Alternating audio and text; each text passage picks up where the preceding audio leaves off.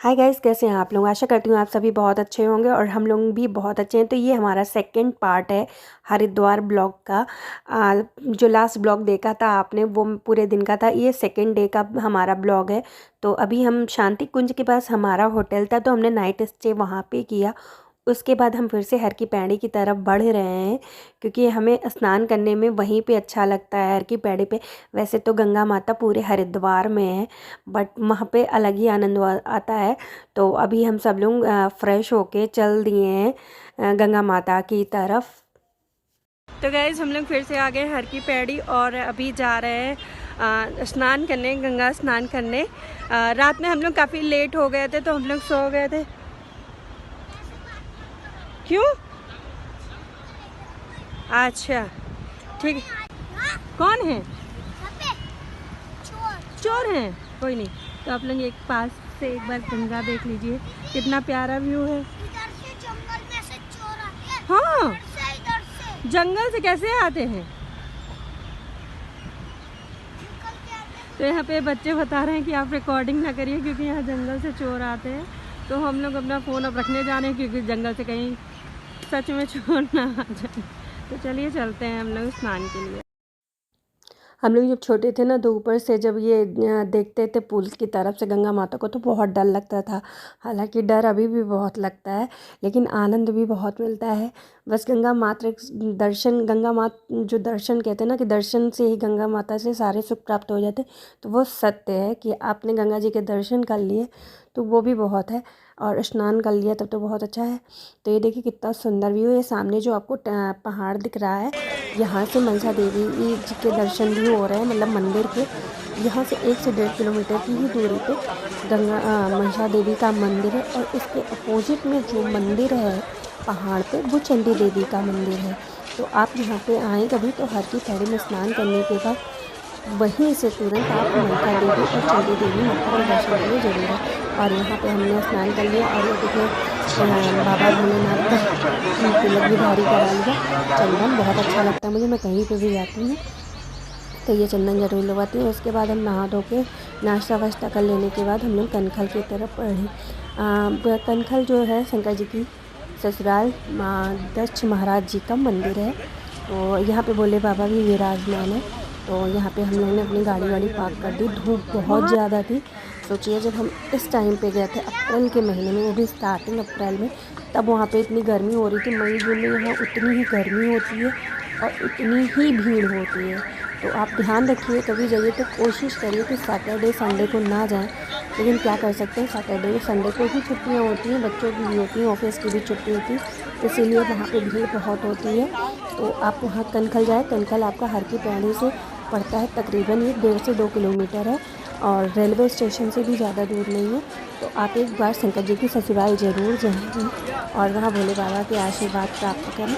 वहाँ पे और भी छोटी छोटी गणेश जी की, हनुमान जी की, माँ दुर्गा जी की, सबकी मंदिर है। और सबसे बेस्ट पार्ट है कि यहाँ से भी गंगा जी निकलती है पीछे की तरफ से।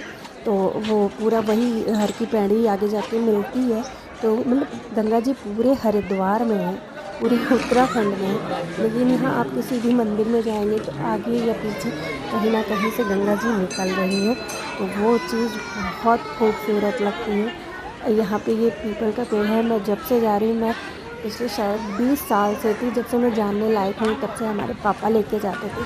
अभी मैं अपने हस्बैंड के साथ जाती हूँ। लास्ट ईयर मैं अपने पापा के साथ गई थी। अभी देखिए आगे बढ़ रही है। पहले यहाँ पे ये बैरिकेडिंग वेटिंग नहीं लगी थी, बट अब लग गई है। तो ये सारी चीज़ें बहुत अच्छी हैं, बहुत सुंदर। कुछ लोग यहाँ भी स्नान करते हैं, देखिए कितना प्यारा व्यू है।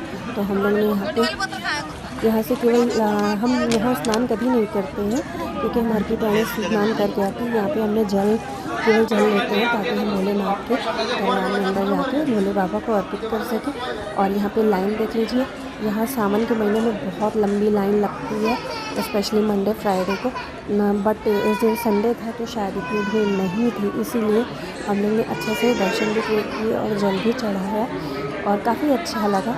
और बहुत गर्मी थी, तो ध्यान रखिए ये मंदिर से बाहर का गेट है, तो मैंने ये अंदर तो वीडियोग्राफी करना अलाउ नहीं है, बट बाहर निकलते निकलते मैंने थोड़ा सा वीडियोग्राफी कर ली थी कि नहीं मंदिर के अंदर से, तो बाहर से तो दिखा ही सकते हैं। बहुत सुंदर है मंदिर है, बहुत भव्य मंदिर है।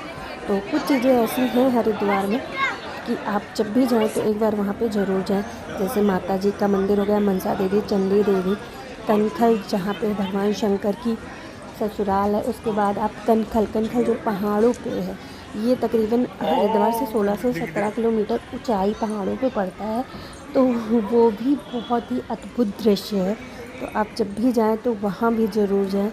कई ऋषिकेश, अगर आप नवयुवक हैं, आप मतलब अच्छी एज ग्रुप के हैं, तो अच्छी मतलब एक होता है ना कि हाँ आप यंग हैं, यूथ हैं, तो आप एक बार ऋषिकेश ज़रूर जाएं और वहाँ पे रिवर राफ्टिंग वगैरह का आनंद ज़रूर लें। अभी हम लोग आ गए हैं लक्ष्मण झूला, क्योंकि हमें यहाँ से नीचे उतरना था। यहाँ पे भी हम नीचे गए। यहाँ पे जो नीचे नदियाँ हैं तो गंगा जी, लेकिन ये जो आप नीचे बाएं देख रहे हैं, इसको लोग छोटा गोवा, मिनी गोवा के नाम से जानते हैं। सच में बहुत प्यारा था। हम लोग भी ये झूले से जा रहे हैं तो थोड़ा सा डर लग रहा था, क्योंकि थोड़ा सा झूला ना एकदम थोड़ा ऐसे गिरता भी है, तो लगता है कि मतलब डर लगता है, बट कोई नहीं, सब ऊपर वाले की शक्ति है, ऐसा कुछ नहीं होता। और यहाँ पे लोग अच्छे से रिवर राफ्टिंग करके, शिवपुरी से लोग रिवर राफ्टिंग करते हुए आते हैं।